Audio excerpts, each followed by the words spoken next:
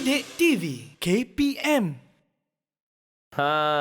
Bila bercerita tentang ekonomi, kegiatan ekonomi alam Melayu, sudah pasti ianya akan berkait rapat dengan bahasa dan persuratan. Yalah, kalau tak boleh bertutur, tidak ada sistem bahasa yang digunakan, tidak ada tulisan, tidak ada mata wang, macam mana kegiatan ekonomi itu akan berjalan. Takkan nak bergantung sistem bata dan bercakap macam ayam bercakap dengan itik. Angguk-angguk. Angguk-angguk je tak boleh. Okey, jadi setiap kerajaan di alam Melayu mempunyai bahasa dan persuratannya sendiri. Baik, kita lihat satu-satu yang mana dengan harapan pada kali ini di akhirnya para murid yang sedang menonton di rumah maupun yang di dalam talian boleh menerangkan bahasa dan tulisan masyarakat kerajaan alam Melayu, yang mana setiap kerajaan tadi mempunyai bahasa dan tulisan dia sendiri, tapi ada juga yang sama. Ada juga yang sama ya. Okey, jadi kita tengok kerajaan yang pertama iaitu Funan. Okey, kerajaan Funan. Okey, bahasa yang digunakan oleh kerajaan Funan sudah pasti bahasa Sanskrit, tidak lain dan tidak bukan lagi. Tulisan dia tu ala-ala macam kalau kamu tengok tulisan Thailand tu, macam tu, tapi macam juga tulisan Tamil. Macam juga tulisan ni, tapi dia adalah bahasa Sanskrit. Ada persamaan ya. Ya, jadi ianya berasalkan daripada tulisan orang Hu, menggunakan tulisan orang India. Nampak tu yang saya sebut tadi, ada unsur Hindu, ada unsur Cina, ada unsur macam Thailand sikit, ada unsur macam Khmer sikit kan. Dan mereka juga menggunakan kalender yang dipanggil kalender Saka. Tapi bukan Saka yang itu. Ini nama perkataannya, kalender Saka yang berasal daripada India. Baik. Itu adalah Funan. Itu adalah Funan baik, kalau kita tengok yang lain. Okey, selepas Funan kita ada kerajaan apa? Kita ada kerajaan Champa. Champa ni dia istimewa sikit. Bahasa pertuturan dia adalah bahasa Melayu Champa. Bahasa Melayu, dia gunakan bahasa Melayu Champa dan menggunakan juga bahasa Sanskrit. Yalah, dia berjiran-jiran dengan Funan tadi kan. Jadi tulisan yang digunakan adalah yang ini murid-murid kena ingat, tulisan yang digunakan adalah tulisan Pallava yang dibuktikan dengan penemuan manuskrip bertarikh abad ke-6. Abad ke-6 jumpa manuskrip tulisan yang digunakan di kerajaan Champa iaitu tulisan Pallava. Tetapi bahasa utama dia masih lagi bahasa Melayu Champa. Itu sebab kalau hari ini kalau kita pergi ke belah Champa tu ataupun Kemboja hari ini yang berada di dalam wilayah Champa tu asalnya mereka boleh faham bahasa Melayu seperti mana yang kita cakap. Senang je. Kalau nak order teh tarik boleh sebut je teh tarik kat sana. Okey. Senang Okey, kemudian kita pergi kepada kerajaan yang seterusnya. Okey, kita pergi kerajaan yang seterusnya iaitu Sriwijaya. Kerajaan Sriwijaya. Ni tadi dia hampir dengan kita. Kita tengok dia guna bahasa Melayu tak? Okey, kerajaan Sriwijaya bahasa Melayu sebagai bahasa utama.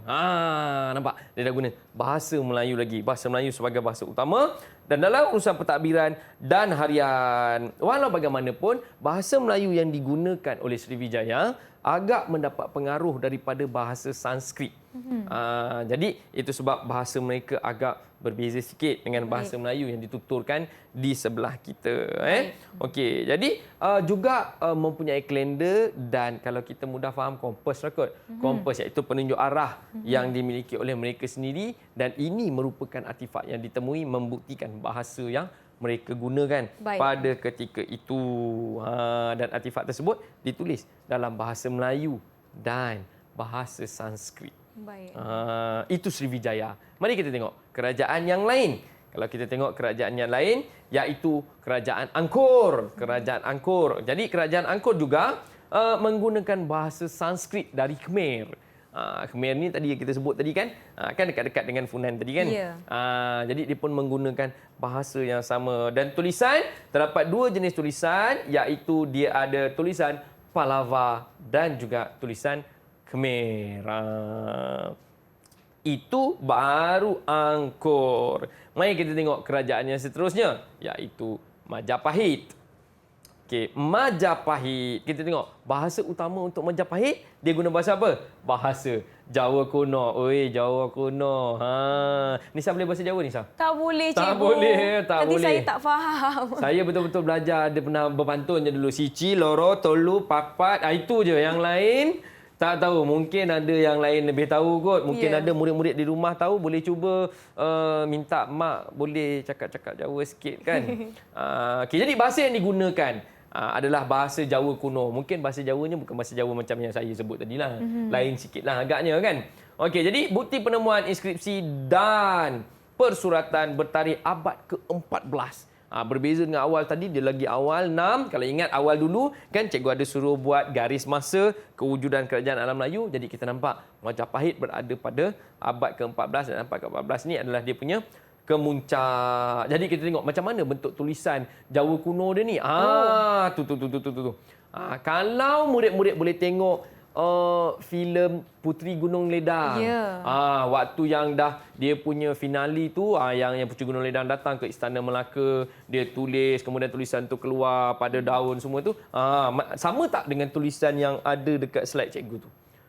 Sama kan? Dia punya puntal-puntal tu, dia punya tulisan-tulisan tu sama. Bentuk tulisan, rupa tulisannya hampir sama. Mungkin itulah yang digunakan. Okey, kerajaan seterusnya, Nisa. Ya, silakan cikgu. Semakin hampir dengan kita, iaitu Kedah Tua. Nama pun Kedah kan. Familiar kan? Selalu dengar kan Kedah tu kan? Okey, Kedah Tua. Tapi dekat Kedah Tua dia tak guna bahasa Melayu. Dia guna bahasa Sanskrit. Bahasa Sanskrit penuh, tulen. Digunakan bahasa Sanskrit. Tapi tulisannya masih lagi tulisan Pallava. Baik. Tulisan Pallava, iaitu bukti penemuan batu bersurat di Sungai Mas dan Ceruk Tok Kun. Yang bertarikh abad ke-5. Ni lagi awal ni, Nisa. Lagi awal. Baik. Cikgu dah terangkan. Kerajaan, bahasa dan tulisannya. Baik. Mari kita tengok. Bagi perhatian ke tak? Kita teruskan kepada kita punya terkesilang kata dekat sana. Baik, saya akan bantu cikgu ya. Boleh. Mari kita tengok. Okey, mari kita tengok. Secara Soalan pantasnya, yang cikgu. pertama. Okey, soalan yang pertama. Nisa, bacakan soalan yang pertama. Yang pertama, menggunakan bahasa Sanskrit dan Khmer. Ada tak murid yang boleh jawab? Kerajaan apa? Siapa yang guna bahasa Sanskrit dan Khmer? Siapa yang angkat tangan? Dijah. Silakan Dija. Kerajaan Angkor. Kerajaan Angkor. Nombor Betul, 1. cikgu? Kita tengok betul tak? 1. A-N-G-K-O-R. Betul lah tu. Kita bagi dia 2 fulus besar. Mana Baik. satu Dijah? Mana satu Dijah? Yang di tengah-tengah, yang ya. ketiga. Silakan. Ya. Okey, Soalan tahniah, kedua, Dijah. Nisa. Teruskan soalan Yang kedua. kedua, menggunakan bahasa Jawa kuno. Bahasa Jawa kuno. Kerajaan apa tu? Kerajaan apa? Bahasa Jawa kuno. Huruf M dah diberi. Ada nak cuba? Silakan. Tu dah angkat tangan tu. Siapa yang angkat tangan tu? Silakan. Teruskan Fasha. Jawapan dia Kerajaan Majapahit. Majapahit. Kita cuba. J-A-P-A-H-I-T. Penuh ke Betul? tak? Tahniah, Masya. Majapahit. Kita bagi dia lagi 2. Mana satu? Fasha. Yang kedua, cikgu. Yang kedua. Ya. Baik. Soalan seterusnya, Nisa. Soalan seterusnya. Yang ketiga, dibuktikan dengan penemuan inskripsi yang ditulis oleh Raja Sabnuvarman. Sabu Varman. Siapa ni? Kerajaan mana ni? Bahasa dia dibuktikan dengan penemuan. Ya. Teruskan, Afifah. Kerajaan Champa. Kerajaan Champa. Kita lihat. Champa. Betul. Kita bagi 2 dekat Afifah. Yang pertama, mana cikgu. satu? Ya. Yang pertama. Betul. Ui, mereka dah banyak fulus ni. Ya, betul. Soalan seterusnya, Nisa. Yang keempat, bahasa Sanskrit merupakan bahasa utama dan dibuktikan dengan penemuan batu bersurat. Bahasa utama dia Sanskrit. Ya. Kerajaan mana ni? Kerajaan mana? Ada Kerajaan 5 mana? huruf. Ada 5 Silakan, huruf. siapa nak cuba? Ada? Saya nak cuba. Boleh cikgu? Mungkin boleh cuba. Saya cuba, saya rasa jawapannya Funan. Funan. Betul, Cuba cikgu? isi, tengok Cuba betul isi. tak Funan? F-U-N-A-N. Oh, Betul. nampaknya saya kena bagi Kak Nisa ni. Ya. Kita Yang letak kat lebih sini. banyak. Terima kasih, cikgu. Okey, soalan kelima. Kelima, penemuan batu bersurat membuktikan ia dipengaruhi oleh bahasa Sanskrit. Salah satu tempatnya di Telaga Batu. Di mana Telaga Batu? Kat mana Telaga Batu ni? Nama tempat ni? Ada murid yang ingat dan nak cuba menjawab? Nombor 5. Silakan. Telaga Batu. Ya, Fasha. Kerajaan Srivijaya. Kerajaan? Srivijaya. Srivijaya. Cuba kita try. Tiga.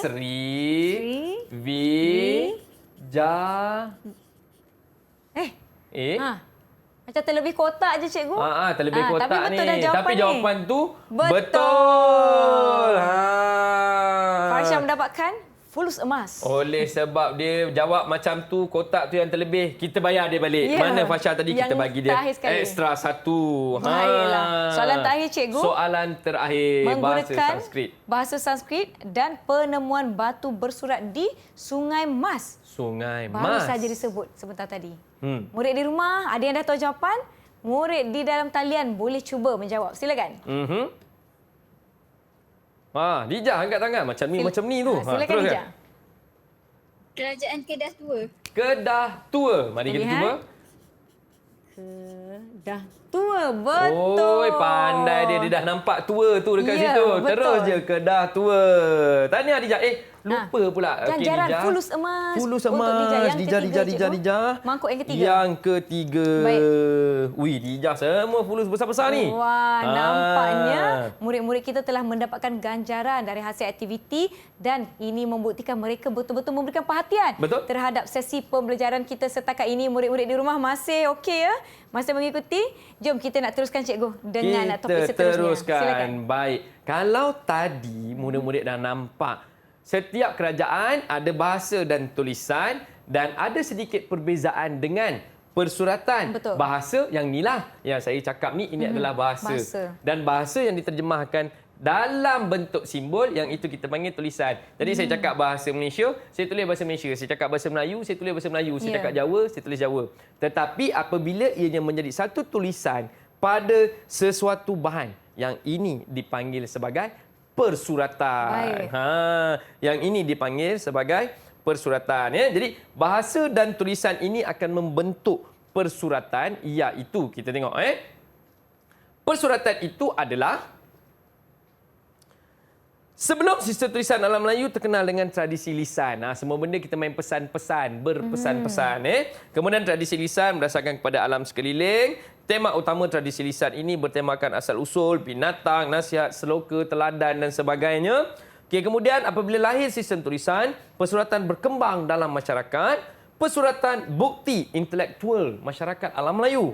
Dan bukti kegiatan persuratan awal kerajaan Melayu ditemukan dengan berbagai-bagai batu bersurat. Kalau kita dekat Malaysia ni, kat mana batu bersurat paling popular ni, Sang? Saya tahu, di Terengganu. Di Terengganu. Batu bersurat tu kalau ada yang tak tahu, kena cek kerakyatan dia.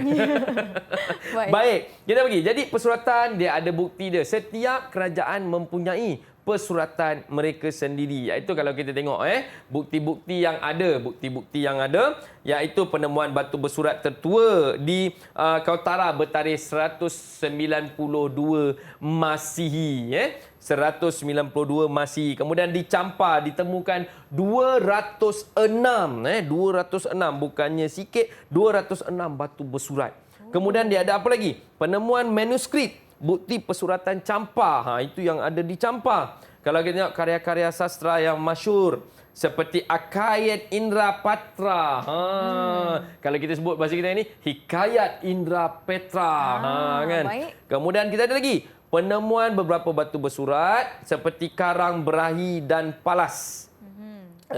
Yang Paras Pasemah bertarikh abad ke-7 iaitu 686 Masihi dan penemuan batu bersurat terawal di alam Melayu bertarikh abad ke-2. Nampak paling awal abad ke-2.